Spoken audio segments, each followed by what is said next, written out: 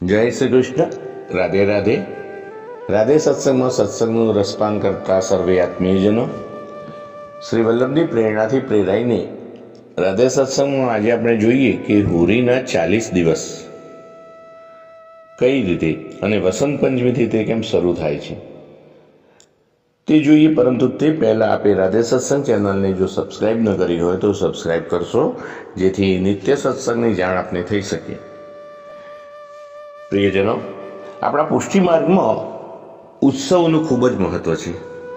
ઉત્સવ પ્રિયા જના. વૈષ્ણવોને તો વિવિધ ઉત્સવો મનાવીને શ્રી ઠાકોરજીને વિવિધ પ્રકારે લાડ લડાવવા એમ જ એમનું સુખ છે. શ્રી ઠાકોરજીને સુખ થાય તે પ્રમાણે વસ્ત્ર, શ્રૃંગાર, સામગ્રી, સજાવટ, અંગીકાર કરાવે. એટલું જ નહીં, એ સુખમયી સેવા દ્વારા પોતાના જીવનને પણ આનંદમય બનાવે છે. હોળી ખેલના ઉત્સવના 40 દિવસ પ્રભુને ખૂબ પ્રિય છે. અને આ બધા ઉત્સવોમાં આ ઉત્સવ તો બહુ અનોખો છે, રસભર્યો છે, આનંદ ભર્યો છે. આ દિવસોમાં વસંત, ધમાર, હોળીના ખેલ આ બધા દ્વારા પ્રભુ વ્રજભક્તો સાથે વિહાર કરે છે. બધા વડીલોની હાજરીમાં સાથે હોળી ખેલે છે. ભક્તો પ્રભુને હોળી ખેલાવી તેમજ પોતે પ્રભુ સાથે હોળી ખેલી સુખાનુભવ કરે છે. આ ઉત્સવનો પ્રારંભ થાય મા સુદ પાંચમ એટલે કે વસંત પંચમી અને ફાગણ સુદ પૂનમ હોળી અને ફાગણ વદ એકમ ડોલોત્સવ, ત્યાં સુધી એટલે કે 40 દિવસ સુધી આ ઉત્સવ મનાવાય. વસંત ઋતુને ઋતુરાજ કહે છે. વસંત ઋતુ આવતા પ્રકૃતિ નવી નવી શોભા ધારણ કરે, વૃક્ષોને નવા પાન, ફૂલ, ફળ આવે. વન ઉપવન પુષ્પોની સુગંધ અને પક્ષીઓના કલરવથી મહેકી ઉઠે છે.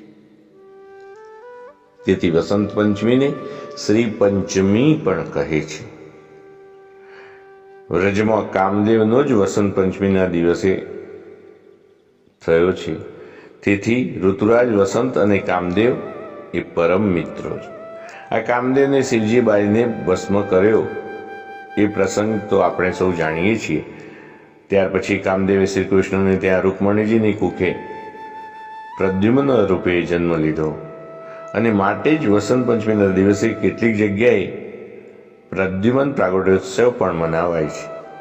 શિવજીએ બારી નાખેલો આધ્યાત્મિક તે કામદેવ, પરંતુ આધિદૈવિક કામ તો પ્રભુએ પોતે અંગીકાર કર્યો છે. કારણ પ્રભુ તો સાક્ષાત મન્મથ છે. કામદેવને મોહિત કરનારા મદન મોહન છે. વસંત ખેલ દ્વારા આપ કામને પ્રગટ કરે છે. તેથી વસંત પંચમીને મદન પંચમી પણ કહે છે. વસંતોત્સવને મદન મહોત્સવ કહે છે. આમ તો ફાગણ અને ચૈત્ર વસંત ઋતુના મહિમા છે અને આ 2 મહિના એ વસંત ઋતુના મહિના. પુરાણોમાં પણ કહ્યું છે કે દરેક ઋતુનું ગર્ભાધાન 40 દિવસ પહેલા થાય અને તેથી પુષ્ટિ માર્ગમાં વસંતોત્સવ હોળી ખેલનો પ્રારંભ હોળીના 40 દિવસ પહેલા એટલે કે વસંત પંચમીથી થાય. આ દિવસે કામદેવના પ્રતીક્ષામાં કળશનું પૂજન થાય. સુવર્ણ કે ચાંદીના કળશમાં જળ ભરી તેમાં ખજૂરીની ડાળી, આંબાની મંજરી, સરસવના ફૂલ, જવ કે ઘઉંની ઊંબી. ખજૂરીની ડાળીમાં બોર એમ 5 વસ્તુઓ કામદેવના 5 બાણના પ્રતીક રૂપે અંદર રાખવામાં આવે. ત્યારબાદ આ કળશને લાલ વસ્ત્રથી સજાવી તેનું અધિવાસન અને પૂજન થાય. તો આ રીતે વસંતોત્સવ એટલે કે વસંત ખેલની શરૂઆત થાય. પ્રભુને ચંદન ચોવા, અબીલ ગુલાલથી ખેલાવવામાં આવે. વસંત પંચમીથી પ્રથમ 10 દિવસ એ હરવો ખેલ થાય છે. આ દિવસો એ વસંત ખેલના દિવસો કહે. 10 દિવસ વસંત રાગમાં કીર્તનો ગવાય, વિવિધ સામગ્રીઓનો ભોગ થાય ત્યાર પછીના 30 દિવસ એ હોરી ખેલના દિવસો છે. મહાસુદ પૂનમે હોરી દંડારોપણ થયા પછી ધમાર ગવાય, વારે ખેલ થાય. ભક્તો કેસુડો અને પિચકારી, અબીલ, ગુલાલ, ચોવા, ચંદનથી પ્રભુને ખેલાવે છે. પ્રભુની આ વ્રજ ભક્તો સાથે આનંદ ભરી રસભરી લીલા છે.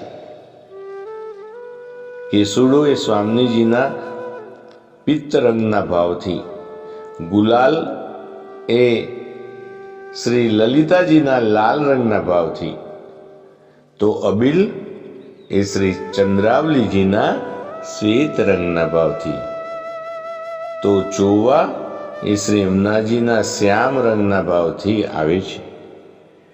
પ્રિયજનો, આ થોડી સી જાણકારી સાથે આજના સત્સંગને શ્રી વલ્લભના ચરણોમાં સમર્પિત કરી અત્રે વિરામ લઈએ. ફરી મળીશું રાધે સત્સંગમાં નવા જ સત્સંગ સાથે. જય શ્રી કૃષ્ણ. રાધે રાધે.